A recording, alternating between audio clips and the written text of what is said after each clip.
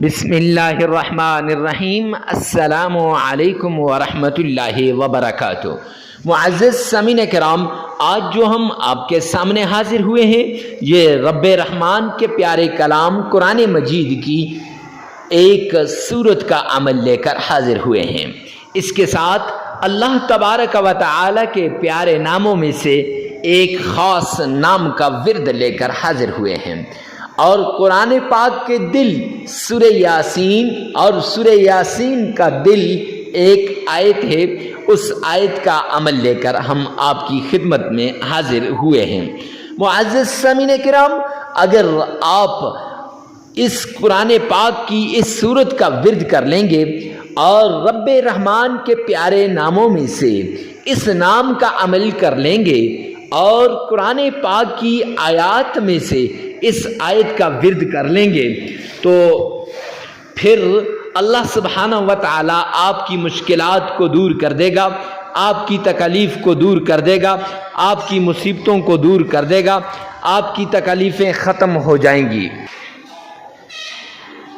اللہ سبحانہ و تعالی کے پیارے کلام کے اندر وہ طاقت ہے، وہ عمل ہے، وہ اتنی بڑی پاور ہے کہ آپ کی مشکلات دور ہو سکتی ہیں، آپ کی تکالیفیں ختم ہو سکتی ہیں، آپ کی ساری مصیبتیں دور ہو سکتی ہیں اگر آپ اللہ سبحانہ و تعالی کے پیارے کلام قرآن مجید کی اس سورت کا ورد کرتے ہیں۔ پہاڑ جتنا بھی قرض ہو، رب کائنات کی قسم وہ بھی ختم ہو جائے گا۔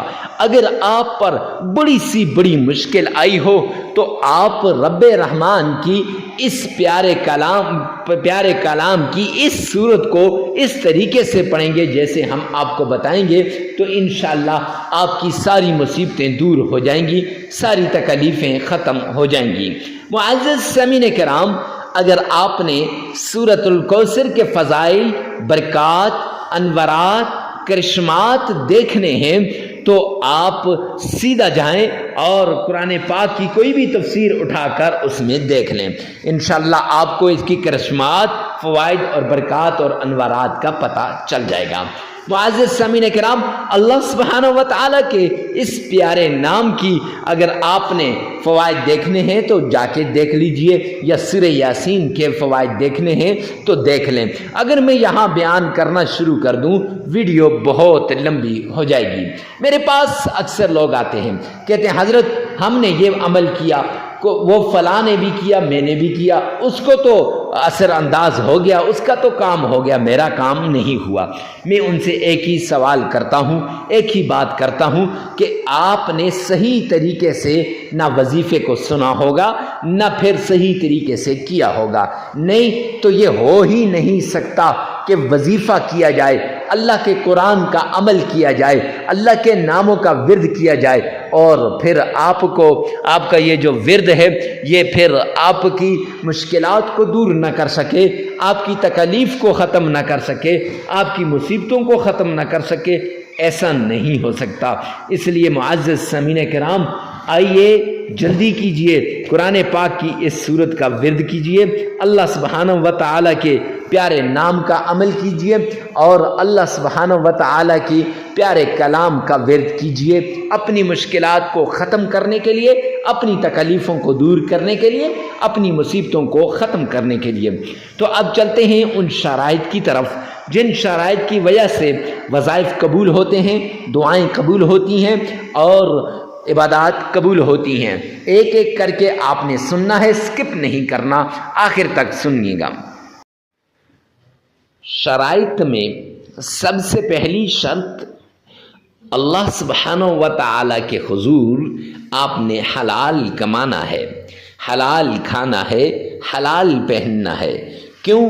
سرور کونین نے فرمایا الکاسب حبیب اللہ، محنتی اللہ کا دوست ہے، اور آپ نے محنت کرنی ہے۔ اور دوسری ایک حدیث پاک میں سرور کونین نے فرمایا جو شخص حرام کا ایک لقمہ کھاتا ہے تو 40 دن تک اس کی کوئی عبادت قبول نہیں ہوتی، نہ نماز قبول ہوتی ہے، نہ اس کی اور کوئی عبادت قبول ہوتی ہے۔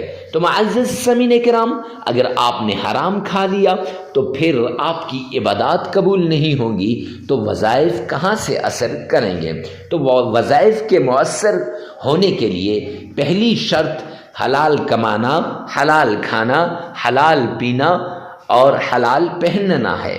تو اس لیے آپ نے پہلی شرط پر عمل کرتے ہوئے حلال کمانا ہے، حلال کھانا ہے اور حلال پہننا ہے۔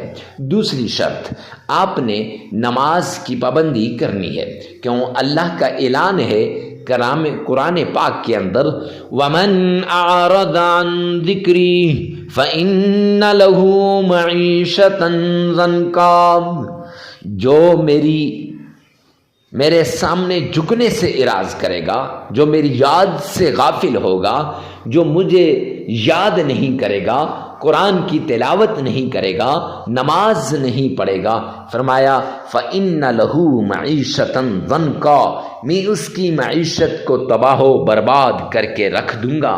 تو جب اللہ کسی کی معیشت کو تباہ و برباد کر دیں تو کوئی ہے جو اس کی معیشت کو صحیح کر سکے؟ تو اس لیے معزز سامعین کرام، آپ نے یہ 5 نمازیں لازمی پڑھنی ہے۔ ہاں آگے پیچھے ہو جائیں تو خیر، لیکن وقت پہ پڑھنے کی کوشش کرنی چاہیے۔ تیسری شرط، آپ نے اکیلے میں، تنہائی میں، ایسی جگہ میں آپ نے عمل کرنا ہے جہاں کوئی آپ کو ڈسٹرب نہ کرے، ڈسٹربنگ کریٹ نہ کرے۔ کیوں؟ جب ڈسٹرب ہوں گے پھر وظیفے کی طرف دھیان نہیں رہے گا، جب دھیان نہیں رہے گا تو پھر معزز سامعین کرام کیسے وہ وظیفہ قبول ہوگا؟ لہٰذا وظیفہ کرتے وقت جس مشکل کے لیے، جس بیماری کے لیے، جس تکلیف کے لیے، جس چیز کے لیے آپ وظیفہ کر رہے ہیں، اس چیز کو، اس بیماری کو، اس مشکل کو، اس تکلیف کو آپ نے سامنے رکھنا ہے اور اس کو ذہن میں رکھ کر پھر آپ نے عمل کرنا ہے۔ انشاءاللہ یہ عمل آپ کے لیے آخری عمل ثابت ہوگا، آپ کی تکلیفیں دور ہو جائیں گی، آپ کی مصیبتیں ختم ہو جائیں گی۔ ہر طرح کی تکلیف سے نجات کے لیے آپ نے اس طریقے کو اپنانا ہے۔ یہ 3 شرائط ہیں، ان پہ لازمی عمل کیجیے گا۔ سب سے پہلے آمنہ کے لال عبداللہ کے در یتیم جناب نبی کریم صلی اللہ علیہ وآلہ وسلم کی شان میں آپ نے درود پاک پڑھنا ہے۔ معزز سامعین کرام، درود پاک آپ نے غور سے، شوق سے، عشق سے پڑھنا ہے۔ آئیے میرے ساتھ مل کر ایک بار بآواز بلند درود پاک پڑھ لیجئے۔ اللہم صلی علی محمد وعلی آل محمد کما صلیت علی ابراہیم وعلی آل ابراہیم انک حمید مجید۔ اللہم بارک علی محمد وعلی آل محمد کما بارکت علی ابراہیم وعلی آل ابراہیم انک حمید مجید۔ یہ درود پاک آپ نے عشق سے پڑھنا ہے، محبت سے پڑھنا ہے، اس طریقے سے پڑھنا ہے گویا آپ روضہ رسول کے سامنے کھڑے ہیں۔ درود پاک پڑھنے کے بعد اللہ کا پیارا نام یا عزیز یا وہاب 1001 بار پڑھنا ہے۔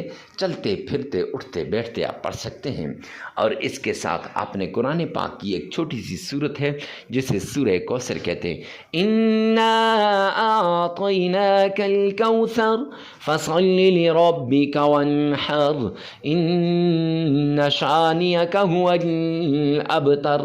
یہ آپ نے صرف 11 بار پڑھ لینی ہے، اور پھر اس کے بعد آپ نے قرآن پاک کی ایک چھوٹی سی آیت ہے، سلام علی نوح فی العالمین، یہ بھی 11 بار پڑھ لینی ہے۔